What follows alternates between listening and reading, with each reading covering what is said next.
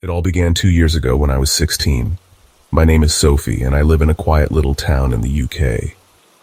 I had never been the type to go on blind dates, but when my friend Ellie suggested I meet this guy she knew, I decided to give it a shot. His name was Cameron, and he was 19 at the time. Ellie showed me some pictures of him, and he looked completely normal. Average guy, into video games and anime. Nothing about him set off any alarm bells. We exchanged numbers, texted a little that evening, and decided to meet the next day at a Starbucks in the town center. Looking back, I wish I had trusted my gut and waited a little longer to get to know him, but hindsight is a cruel thing. The next afternoon, I arrived at Starbucks about 15 minutes early. I've always been the type to avoid any awkwardness, so I ordered my coffee, found a seat facing away from the door, and pulled out my book to kill time. The cafe was moderately busy, the soft hum of conversations and the clinking of mugs creating a cozy atmosphere. For a moment, I felt at ease. Then I got a text from Cameron. "I'm here," it read. I typed back a quick "great" and prepared myself to meet him. But before I could even turn around, I felt it. This oppressive presence looming over my shoulder. The hairs on the back of my neck stood on end as the faint scent of something stale and suffocating filled my nostrils. I turned my head slightly, ready to greet him, but what happened next froze me in place. Without a word, Cameron leaned down and latched his lips onto my neck like a leech. The sensation was disgusting, his breath hot and damp against my skin. I froze for a split second, then instinctively elbowed him in the chest, pushing him away. He stumbled back a step, laughing, like what he just did was some kind of joke. My voice shook as I demanded, "What the hell was that?" "I thought it was cute," he said, his voice dripping with arrogance, as if he hadn't just invaded my personal space in the most horrifying way. "Cute?" I echoed, incredulous. My heart was pounding, my stomach twisting in knots. I didn't know what to do. I decided to try and salvage the situation, hoping, foolishly, that this was some kind of misunderstanding. But as I tried to start a conversation, he just stared at me. Not at my face, but at my chest. His gaze was hungry and unsettling, and I felt like a piece of meat under a butcher's knife. Then he said it. "Wow, I didn't know Asians could have boobs like that. I better not let you go." My blood ran cold. The way he said it, so casual and predatory, sent shivers down my spine. My fight or flight instincts kicked in, and I knew I had to get out of there. I excused myself to the bathroom, my voice trembling as I tried to keep my composure. Once inside, I locked the door and stared at my reflection in the mirror, my face pale and my hands shaking. I didn't feel safe. I couldn't just walk out there and tell him I was leaving. Something about him felt off, dangerous. As I stood there trying to think of what to do, another woman walked in. She was maybe in her late 20s with kind eyes and a warm smile. Desperation took over, and I explained my situation to her in a rushed whisper. To my relief, she didn't hesitate to help. She lent me her hat and scarf, and we devised a plan to sneak me out.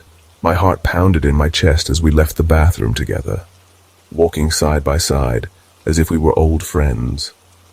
Cameron was still sitting at the table, his back to us, completely unaware.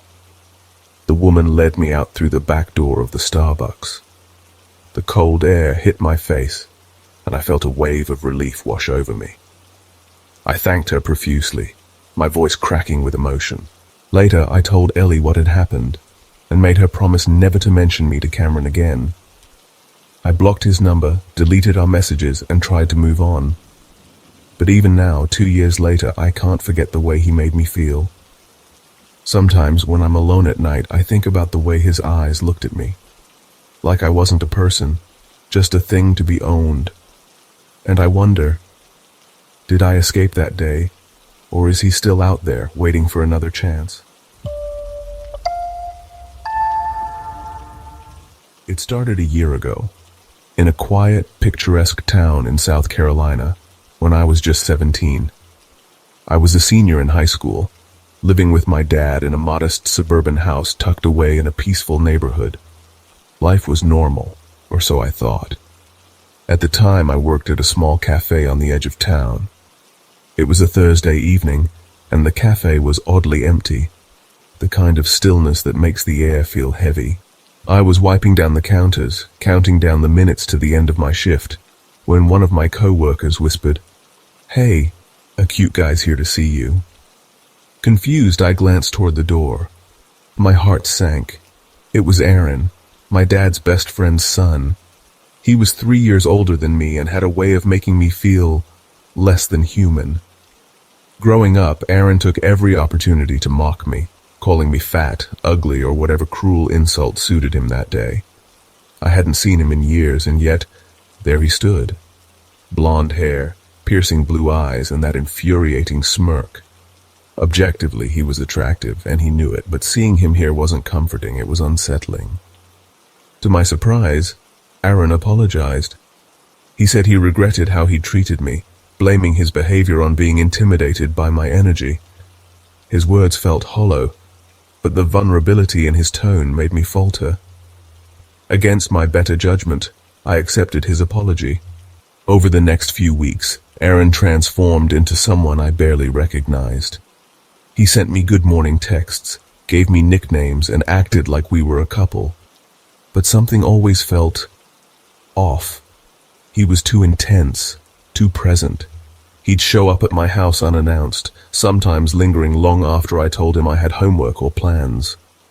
My dad liked Aaron, so he never saw an issue with it.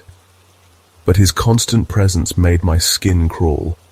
I tried to ignore it, telling myself I was overreacting. Then came the breaking point. One day I found out Aaron was still in contact with an ex-girlfriend he'd assured me to not worry about. The possessiveness, the jealousy, it was too much. I ended things. His reaction chilled me. He shrugged and said, "Whatever you want, babe." No anger, no sadness, just indifference. It felt wrong, like he'd already planned his next move. After that, things spiraled. Even though we weren't together, Aaron continued coming to my house while I wasn't home. I'd come back to find the faint scent of his cologne lingering in my room. When I confronted him, he laughed it off, saying, "I was just visiting your dad. Relax." But the evidence was clear. Handprints on my window, his truck parked down the street, his face in the driver's seat, watching me. I told my dad, begged him to tell Aaron to stop, but he dismissed it, calling me a drama queen. I felt trapped. Then the nightmares began. One night, I woke to the sound of something tapping on my window. My room was on the second floor.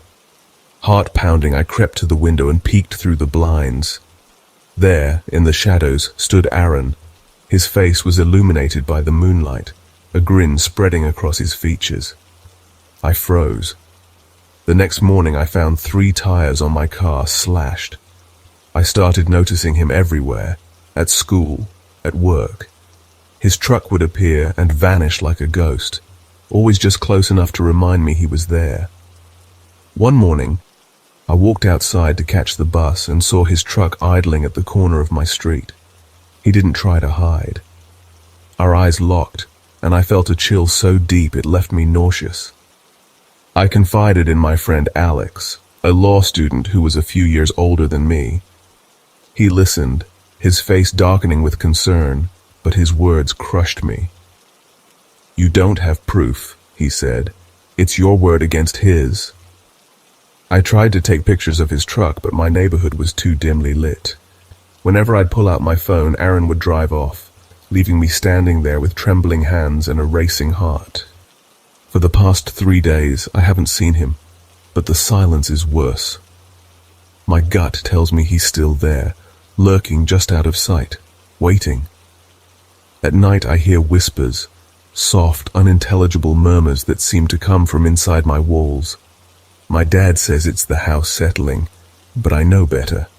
The handprints on my window have started appearing inside, smudged on my mirror and the glass of my picture frames. Last night I woke to the sound of my bedroom door creaking open. "Aaron," I whispered, my voice trembling. No answer, just the faint scent of his cologne, hanging in the air like a ghostly reminder that he was always there. I'm not sure how this ends, but I know one thing. I'm not safe. It was the middle of a blistering summer, the kind of heat that seeps into your bones and refuses to let go. I was living in a sprawling, chaotic city, a place notorious for its shadows, a city that never slept but harbored secrets in its darkest corners. It wasn't just dangerous, it was predatory, the kind of place where people vanished into thin air, swallowed whole by the city's underbelly. But I'd grown up there and I knew its rhythms, its dangers. Or so I thought. I've always been cautious, maybe even paranoid. My small size didn't leave much room for error, so I carried pepper spray, knives, even a taser. I'd had my share of close calls before. Once, a shady landlord gave copies of my keys to a stranger who tried to break in when I was alone. That night taught me that vigilance wasn't an option. It was survival. But even with all my precautions, I could never have prepared for what happened next. It started like any ordinary day. My best friend Clara had a job interview, and I offered to drive her. She was new to the city, a sweet, small-town girl who hadn't yet learned how unforgiving urban life could be. She told me the job was a modeling gig she'd found on Craigslist. That was the first red flag. Something about it didn't sit right with me, but I pushed the feeling aside. Clara was desperate for work, and I wanted to support her. We arrived at a Starbucks outside the city, and the unease in my gut twisted tighter. The place was eerily quiet, the kind of quiet that makes you feel like you're being watched. We waited for about 15 minutes before Clara got a text from the man saying he had arrived. I scanned the parking lot, and that's when I saw him. He stepped out of a sleek black SUV, his polished shoes clicking on the pavement, tall, impeccably dressed with an easy smile that didn't quite reach his eyes. Something about him felt off. It wasn't just his appearance. It was the way he moved, like a predator assessing its prey. As he approached, Clara clung to my side, whispering that she didn't want me to leave her alone. He introduced himself as Jack and led us to a secluded table outside. The alarm bells in my head were screaming now, but I stayed silent, keeping my phone clutched in my hand. Jack's accent was strange, almost too perfect, like he'd rehearsed it. He began asking Clara questions, and she fumbled her way through the interview. She hadn't brought a portfolio, had little experience, but he didn't seem to care. If anything, he seemed amused by her naivete. Then he asked her if she'd be comfortable doing lingerie shoots. Clara hesitated, but said she'd prefer to stick to sportswear, like they'd discussed. Jack brushed it off and quickly changed the subject. He showed her an Instagram page, claiming it was his portfolio. But the account was filled with nothing but lingerie photos. No sportswear, nothing professional. He barely let her see it before pulling the phone away. The atmosphere grew heavier. Jack's smile faltered as he leaned forward, his voice lowering. He insisted they needed to leave immediately to sign papers at his studio.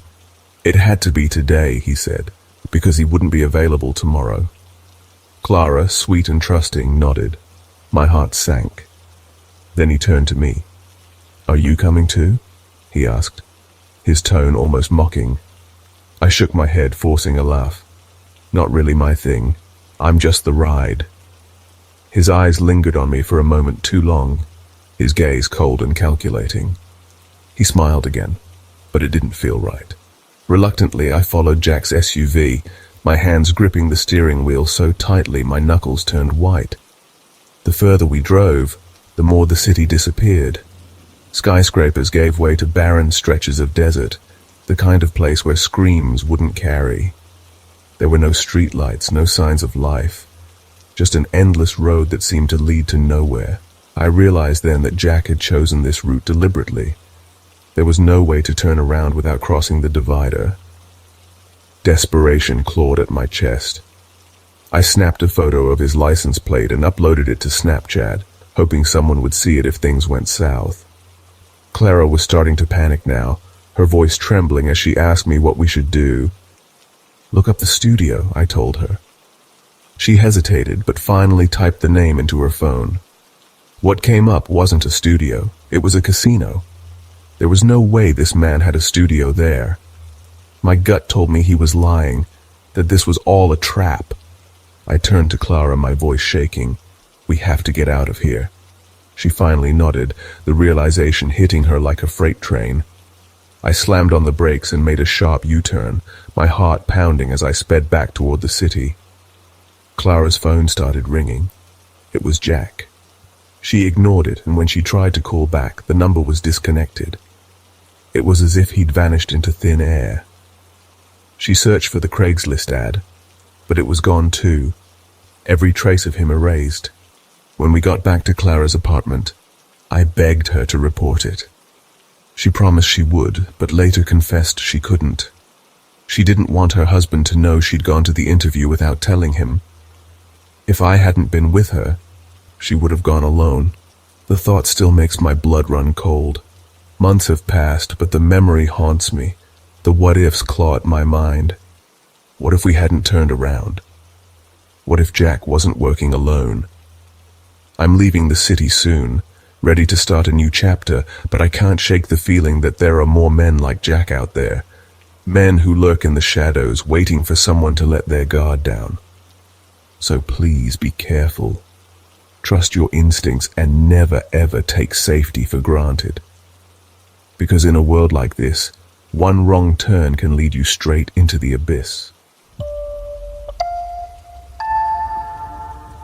I was working the evening shift at a small diner called Maple Grove Eatery. It was an old, cozy spot tucked into the corner of a quiet neighborhood. Every few months, the management hosted something called a menu update night, where the staff would gather after hours to discuss new menu changes. That night, my shift ended at 8 p.m., and the meeting wasn't set to start until 9:30. To kill time, I sat in the lobby chatting with my friend Laura, another waitress at the diner.